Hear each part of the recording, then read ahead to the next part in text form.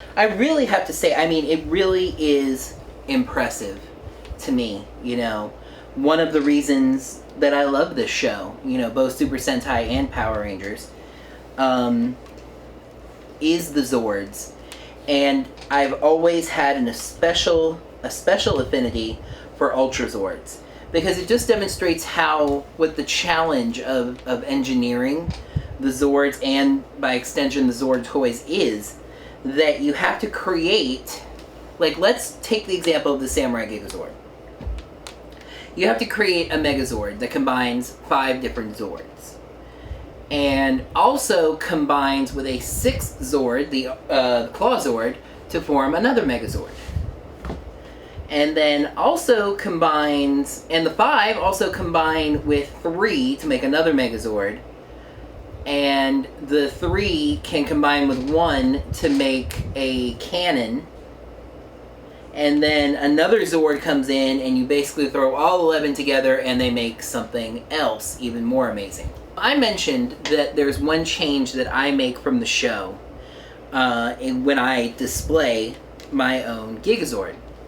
And it's slightly controversial because it deals with the topic of sexism. And I'm going to share with you now. And between that and that, you can and what I said before, you can probably figure out what it is. My big problem with the Gigazord is the way they treat the girls' Zords. Out of these 11 Zords, the girls only get 2. The Ape Zord and the Turtle Zord. I actually was just watching on Netflix the episode of Samurai that deals with Mike being chosen to handle the Beetle Zord. And at first they give it to Mia, and even she's like, oh, well, I don't know if I can handle it. It should have been given to Mike. And it's just so frustrating. I mean, a lot of this derives from the Japanese footage, and their society is a little more masculine-dominated than ours is. So there's not a lot that the show can do about this. You know, but during the early run of Power Rangers, we were getting a lot of Sentai teams that were 4 boys and 1 girl. And Saban was having to change Yellow Rangers from boys to girls to keep the teams a little more gender balanced. And I think this is just a prime example of, you know, I mean, the fact that they're included at all is good and kind of goes to show that the girls are included and they are heroes. But I mean, if you take these 2 off, let's, you know, take the 2 girl Zords off. Is this really missing anything? I mean, it goes from 11 Zords to 9. And people who would try to defend its overall design, you know, and function would say, oh, well, the girl Zords are providing power, or they're, you know, decor to the throne. The Japanese name of this combination is Samurai Ha-Oh, or the Samurai Great King. And the Bull Zord is meant to demonstrate a throne. But, you know, even being a guy, girls are more than decorations, you know, and more than power supply. And so I would look at the Gigazord sitting on my shelf, and this would just bug me. It would bother me to have the girls just slapped on here, you know. And plus, even from an aesthetic standpoint, the Ape Zord doesn't fold up. It just dangles here. You know, it doesn't even look good. It's slightly more acceptable on the Japanese toy, where the Ape Zord does fold up into emblem mode, but even then, it bugged me. So I was looking at it and thinking about it, and I realized one day, the girl Zords are arms on the Samurai Megazord.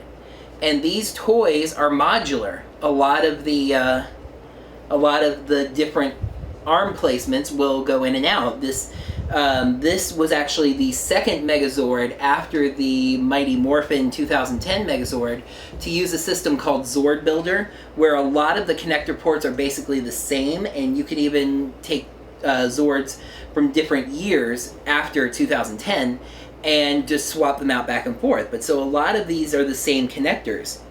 And so now, for the end of my instructions for assembling this, I'm going to teach you how to make your Gigazord gender PC, shall we say, gender correct. You're going to remove the Bull Zord arms, like so. Take the Turtle Zord from the bottom, open it back out into arm mode, and it goes on the right.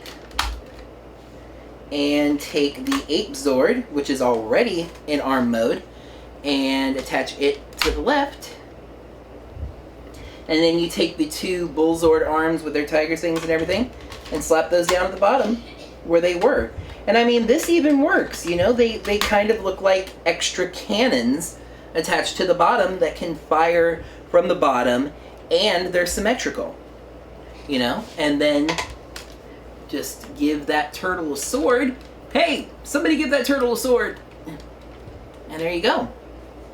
I mean, I think it looks better personally, you know, and it doesn't devalue the girl's zords because it has them right up front and center, functional as the arms. The turtle zord will be fighting a slash. I think this is a better overall configuration. And I kind of wish that they had done it. That's going to do it for this video. Thank you so much for watching. I appreciate it. If you really liked this video, click that thumbs up button. And if you want to see more videos from me, go ahead and subscribe to this channel. I do reviews of Power Ranger episodes when the show is running.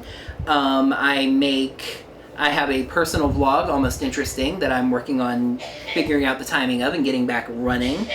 And I make other videos like this here and there. If you have any questions about the Samurai Gigazord toy, go ahead and leave some comments down below, some questions, and I can be sure to respond to those. I'm not as much of a toy collector as I used to be, but I do have some other toys. I have the Mighty Morphin Legacy Morpher. I have the MMPR 2010 Megazord, like I mentioned. I have the Legendary Megazord. I have some of the keys, you know. If there's anything you'd like me to talk about, look into, possibly go over or review, or if you just enjoyed this review video and would like to see more, go ahead and let me know. And I could quite possibly do this more often. I did enjoy this. I hope that this video helped you both in assembling and displaying your Samurai Gigazord. Thank you so much for watching, and until next time, may the power protect you. Go.